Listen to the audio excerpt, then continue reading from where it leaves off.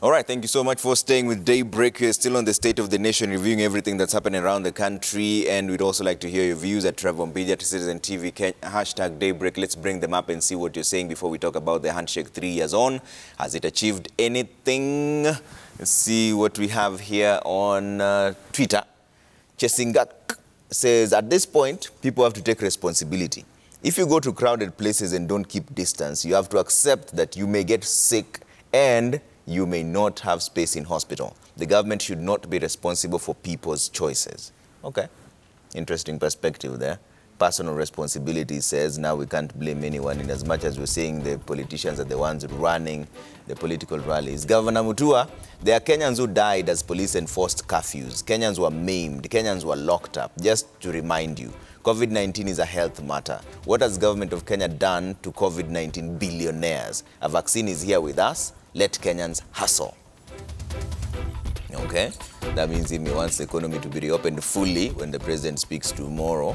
And we have Engineer Lazaro here who says the third wave of COVID-19 may pose real threat to the population in our already fragile economy. Honorable Dinga may be suffering fatigue after a week of devastating political activities, just sabbatical leave for bed rest.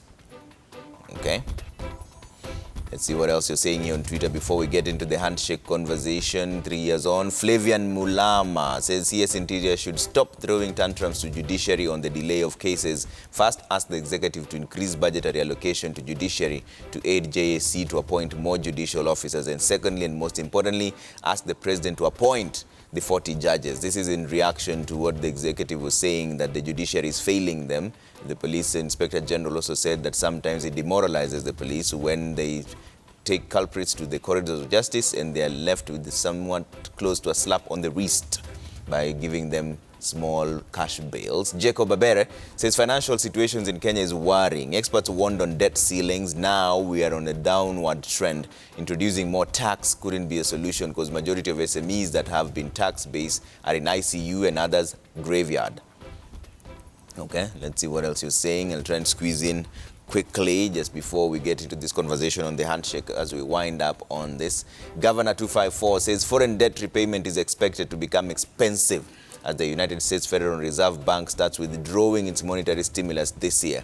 That's increasing interest rates. The country will be exposed to external shocks, mainly through volatility. Keep your views coming at Trevor Mbija to Citizen TV Kenya, hashtag Daybreak. I'll try and squeeze them in during this conversation. Senator Cherargei, I was supposed to start with you on this handshake issue. What is your review 3 years on? Has it helped in any way?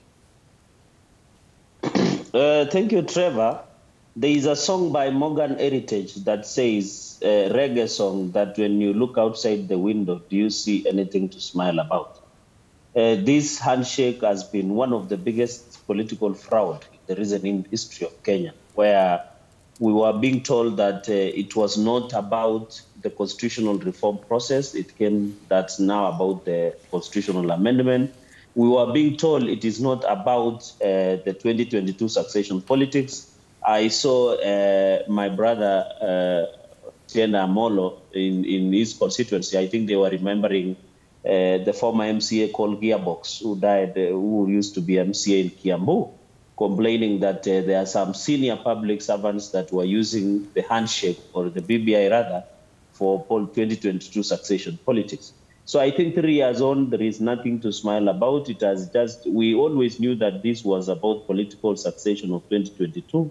And it is unfortunate that the handshake, 9-point agenda that were being touted as the solution to the Kenyans' problems is not what it appears to. Because even if you look at the baby of a handshake, the BBI, the biggest beneficiaries of BBI process is us politicians. There is nothing in it for the ordinary Kenyans. Even, for example, when you talk about the tax holiday for the youth, these are legislative intervention and policy directions. When you talk about waiver of higher education loan board, by the way, and Trevor, you know, comrades are starving, which is unfortunate. And you have seen comrades from Moi University and other universities are complaining that higher education loan board has not given them money, and yet they are now starving in the universities that they are learning. So what I can say about the handshake is that this was a political deceit. And I think when you see ODM luminaries led by my brother, Otienda Amolo, a very learned senior in this country, complaining that there are some senior government prefects in OP that are trying to frustrate Handshake. It shows you that the Handshake was built on quicksand. It was not built on the strong foundations that many Kenyans were believed. So Handshake has done little for the economy. I think the only advantage, Trevor, that the Handshake has done is to award minority party with leadership positions in the National Assembly and in the Senate. As you can see, my brother is now the Vice Chair of Justice, Legal Affairs and Human Rights Committee in the National Assembly, and many other positions within Parliament. So what I can say, I can confirm, is that when somebody says no one can stop reggae, you need to listen to the other songs that have been sang by the same, that others, You Stand Alone, It's Time to Cry, and many others. And I think now the betrayal process is coming, and they say betrayal is the currency of politics. I can see ODM now, the betrayal process has started. So Handshake or no Handshake, I think the country has become more divided and more worse. So finally, is that when you look at Kabuchai and Matungu by-elections, we were being told that when Handshake comes into place, there will be able to be issues of election violence and other related violence within the process of an election. But looking at Matungu, looking at the Kabuchai, where he was arrested, the issue of Nakuru and many other areas that are coming up with by-election, it shows that Handshake has done nothing to bring the country together, but it has divided the country more than before. Okay. Dr. Tiende, is there some level of deceit that is coming up? Because you actually did mention this in the Kibra rally as well. First, the only thing with which I agree with Senator Cherigei is that no one can stop reggae. You can see that even he listens to reggae. So certainly no one can stop reggae. And Senator Cherigei, keep on keeping on. Having said that, anyone who was in this country as of February 2018 would know that were it not for the handshake between Uhuru Muigai Kenyatta and Raila Amolo Odinga, we would probably not have a country called Kenya now. And the handshake, in my view, presented a conducive environment for recovery and progress. What we have done since then is a different matter because there are issues of pushing and pulling. There are issues of probating and reprobating between the president and his deputy. There are issues of COVID that have come in for 1 year, and there are other issues, but those are different. But certainly, if we had continued on that journey, I don't think we would have a country called Kenya. So anyway, anyone who castigates the handshake is an enemy of this country. It is true that, like in any marriage, there are hiccups in the handshake. But they are not, they are merely that. They are hiccups. They are things that are solvable and, can be dealt with, and most usually they are raised and they are dealt with, even recently. Let me explain this. In the context of handshake, I see three different groupings. There is the first group that hate the president and hate Raila because of the handshake, because they believe that there were things, they were primed for certain positions in terms of succession, that the wrong things that were happening were good for them, because as long as they continued happening, they would be assured of certain positions, especially the presidency. Yeah. And that is where my friend Senator Cherigei and his lot belong to. So they hate both the president and they hate Raila. There's the second group that like the handshake. They like Raila and the president for the handshake, but they believe that things haven't calmed down. Now it is their opportunity to determine the future of this country to the exclusion of Raila. That they like the handshake, but they want Raila out of the picture. Then there's the third group that like the handshake for what it portends for this country, independently of the 2022 elections. And that's where people like us belong. We believe that the handshake and its product like the BBI must be sold for what it is. Yeah. But do not bring in necessarily issues of trying to exclude Raila. Raila Amolo Odinga himself has said that he will declare whether he wants to vie or not after we are done with the BBI process. Yeah. But there are many of us who believe that where this country is right now, given his own history and the history of this country, yeah, the right person to lead us on a recovery is Raila Amolo Odinga himself. But that means, therefore, that you do not need to use the handshake and the BBI to exclude him. And that's where sometimes we have issues with other people.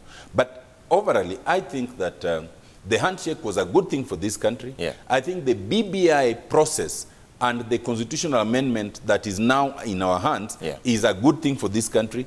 And we need a person who can actually lead us to recovery, yeah, of the 10 years that we will have gone through. Is there a possibility of the current handshake team working with DP Ruto now? Well, you know, they say in politics, anything is possible. But it's not a question of the BBI team working with William Samoei Ruto.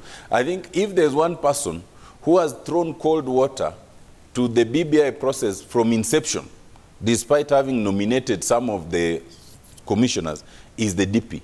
So I don't see the DP or any of his brigade, you know, supporting the BBI process. But I suppose that what you are asking is that, is there a possibility that Raila Amolo Odinga could work with the deputy president? In politics, anything is possible, except this. You must remember that, first of all, under the Constitution, and that's untouched by the BBI, anybody who has served as deputy president cannot serve for more than 2 terms as deputy president.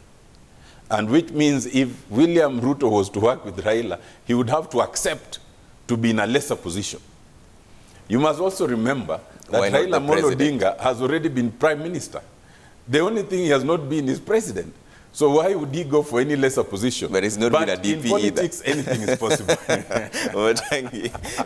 You hear how tactful that response was. I was waiting for him to spill the beans. And tell us more. Yeah. But I would agree with him towards those final steps. Mm-hmm. But Trevor, one point that probably is important to bring out is... Senator, I'll come to you in just a bit. I seem to have a challenge with your microphone. But Dr. Mutua, what do you see in this handshake? Just to quote another reggae song, there's a singer called Gregory Isaac who said that life is like a mirror.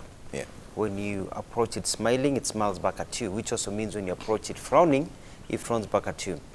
The perspective of whether the handshake has worked or not has depended on who has been looking at the handshake. Some people feel that the handshake threatened their political setting, and I think that's where the problem came. But the reality is this: I think all Kenyans will agree. The handshake stabilized this country. Yeah. We were in a place where there was so much tension. There was flight of money of this country. People thought we would go into a civil war, declaration of a people's president and others. When the handshake happened, you could have felt the sigh of relief from people in all villages, students, mothers, fathers, pastors. We all felt like, wow, at last we are stable. Yeah. So the BBI has also enabled us to talk to each other, which is important. Yeah. Because you sort out problems when people are able to get together and talk to each other. And the handshake has brought that. We've realized that we're a country that has many issues. Yeah. We have many issues with each other. We have tribal issues. We have issues of money. We have issues of representation. And so that has really helped. What is shocking to me is that, you know, the handshake rattled people in 2 ways. I think 2 things have rattled Kenyans. One was the handshake. It rattled some people because they were caught off guard. They wanted the status quo to remain, but the president thought that this is a country that needs peace and stability, and hecho to him. And the other thing that rattled a lot of people is when we were introduced with the new currency. Because wale walikuwa wameficha kule chini ya Gondoro, it became a problem. They are now running around in Harambes trying to give as much money as possible because now the currency was going out of stock. So what are we trying to say here? What we're trying to say is that, yes, the handshake has come out, but it has also brought up opposition. We've got in the country some people have gone against it because they felt that it was going to interfere with their own political progress. Yeah. But all in all, I would say that the handshake has stabilized the country. It has enabled us to talk. It is one of the solutions that we need to embrace, all of us, and continue the conversation. And let us not be afraid. As another reggae musician called Mutambaruka says that when I speak, do you feel weak? When you hear my thoughts, do you feel caught in the web of hopelessness? When I say black, do you feel it's an attack coming from me? Would you love me more if I spoke less about the poor and more of the people I adore? And he says that the solutions to the problems that we face will not be in the streak of a pen, but will come from us. And I think that echoing what Mutambaruka says is that BBI, the handshake and others are attempts at a solution to solving problems of a country that has been fractured for a long time. And we need to look at it at that. So I would say if it was a score, I would give the handshake 80%. Okay. Yes, I hope my microphone is, you're good is now. it okay now? Can you assure me that it was not sabotage? because maybe there's something you didn't want me to say. Maybe if it's Dr. Tiende here because you're about to spill the beans. You know, I thought you wanted to defend Otiende Amolo against my response to some of the things he said. But Trevor, I don't know whether you remember some of the images of the 2005, 2006 discussions when just before we formed the coalition government. And if you can replay in your mind the images that were there outside the Harambee House when the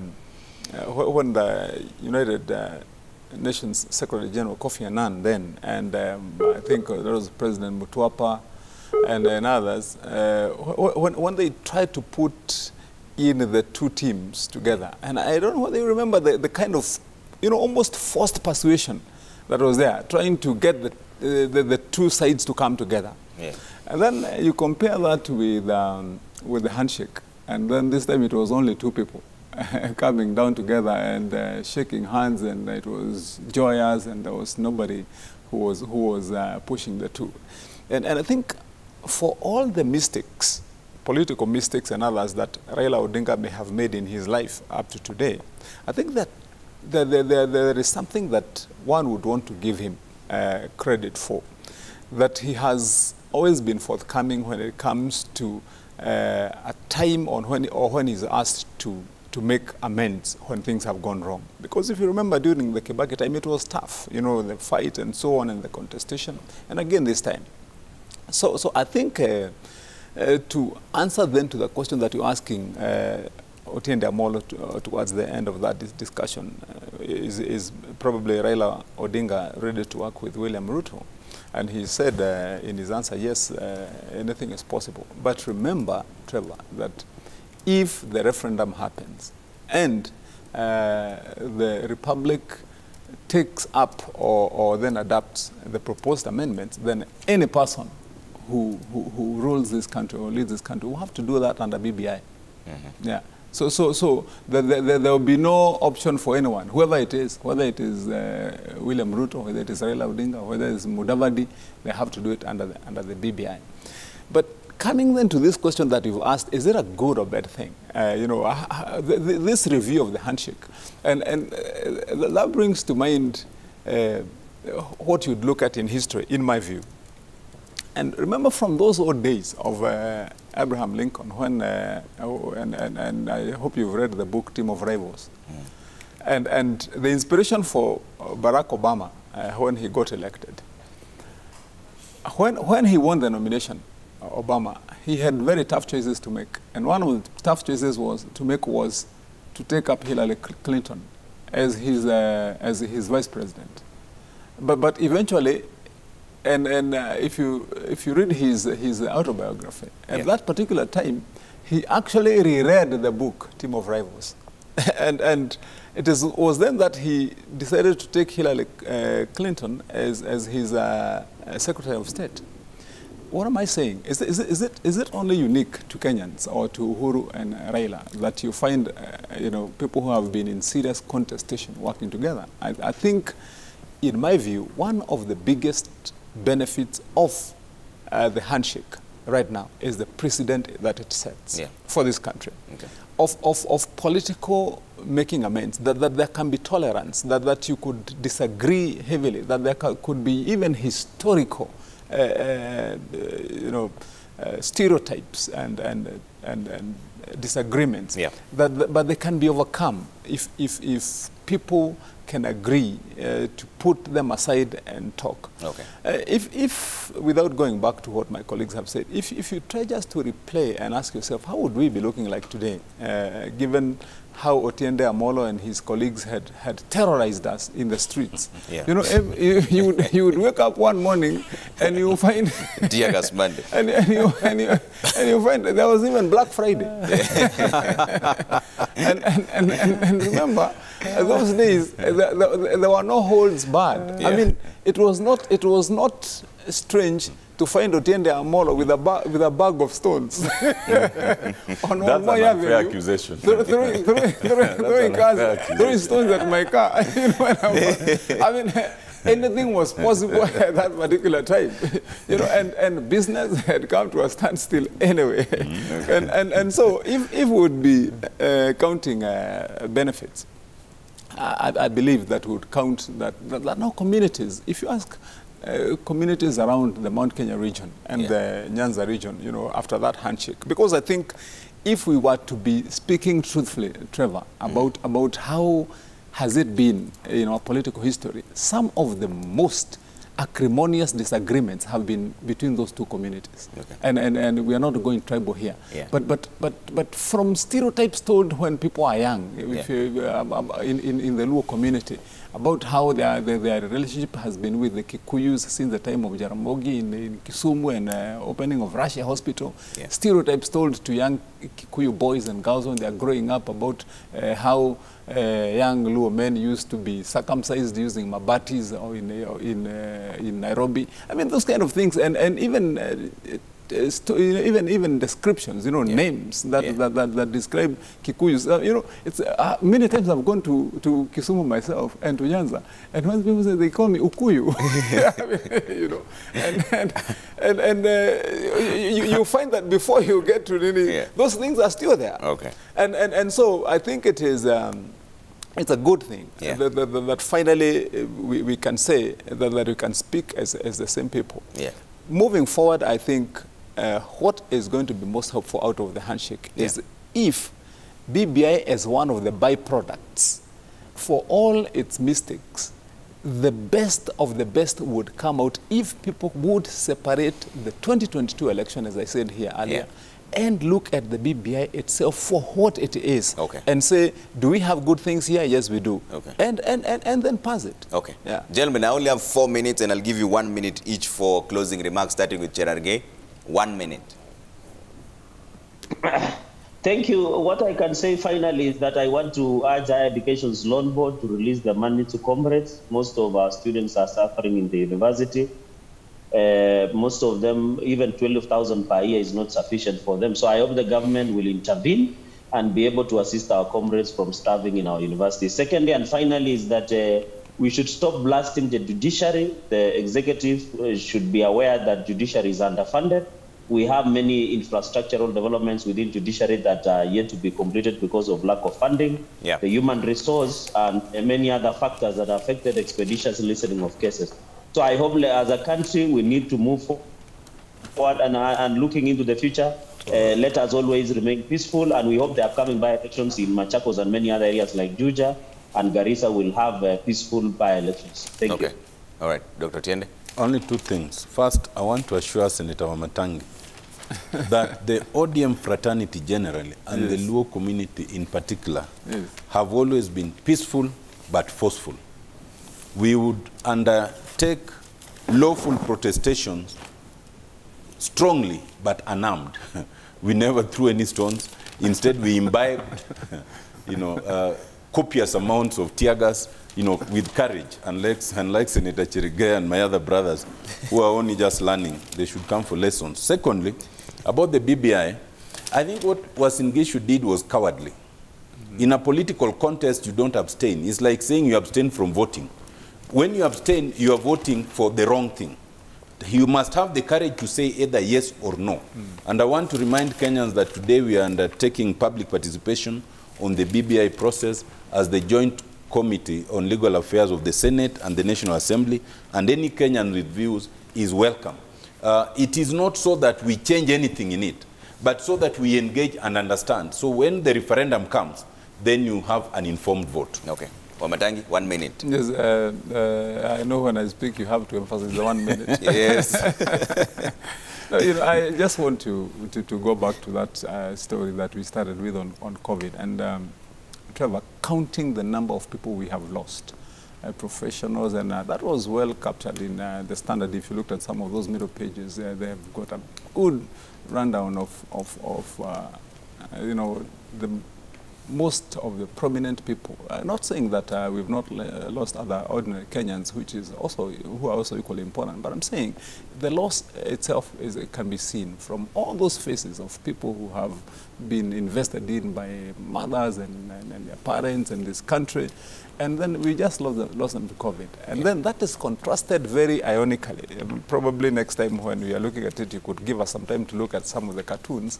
It's very ironically contrasted by the cartoon in the Nation, Daily Nation, whereby you find that there's that replica of the first wave of COVID, the second wave and the third wave, and politicians riding the wave comfortably there, you know, and not, you know, giving a damn as to what's happening. And I think it is that dichotomy that one would look at and say that I think we have to take more responsibility. We are not wrong in saying that indeed what that cartoon shows, that politicians have just ridden that wave and made ordinary Kenyans the losers and those that would drown in that wave of COVID-19. Governor Mutua. Just lastly, very quick things, starting with COVID-19. We have to tighten the belt. We have to go back to stronger measures to ensure that people don't suffer. Let's embrace the vaccine. Let's get more vaccines coming in. People are asking me, once you get the first dose, will the country really have a second dose? Should we save the dose for the second time? Because people don't trust the system. So we need to get some clarity on that. Second point is that it is important to know that everything, as somebody once said, everything rises and falls on leadership. And at the end of the day, the problems that we face in this country are because we are poor. If we get good leadership, which really concentrates on the economy, and I'm not just endorsing myself here, but really we need leaders who understand world economics and fiscal policies so that we can create jobs, employment, infrastructure that really spurs this country will go far. And lastly, because we are talking about reggae, Peter Tosh, who used to be with Bob Marley, said that everyone is crying out for justice, but no one is crying out for peace. There will not be justice unless there's peace. He says that everyone wants to go to heaven, but no one wants to die. And you cannot go to heaven without first dying. In the same way, in our country, we talk about peace and stability. And yet people are saying we need peace, stability, kuishi pamoja, and yet you don't want the BBI, you don't want the handshake. You can't have one without the other. So these are solutions to the problems that we face, and we need to face them head on as a country that is responsible and leaders that are responsible. All right, thank you so much. Honorable Dr. Tiende Amolo, Member of Parliament, Rarieda, Honorable Dr. Kimani Wamatangi, Kiamu Senate and Majority Chief Whip, Honorable Samson Cherargei, Nandi Senator, and His Excellency Dr. Alfred Mutua, Machakos Governor. Let's do this again next week on State of the Nation, and thank you so much for all the feedback that's coming through. Right up next is What's Cooking.